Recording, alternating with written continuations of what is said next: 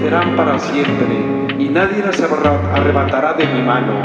Lo que mi Padre me ha dado es más que todas las cosas, y nadie puede arrebatar nada de la mano de mi Padre. Yo y el Padre somos uno.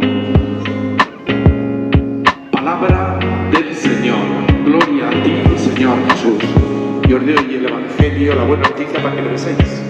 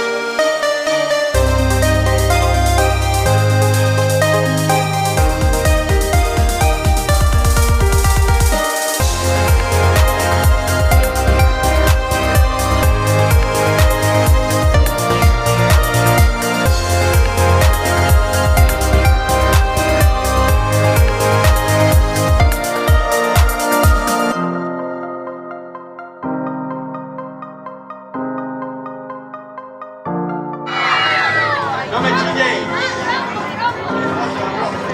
Ahora sí, ya verás. Vais a flipar.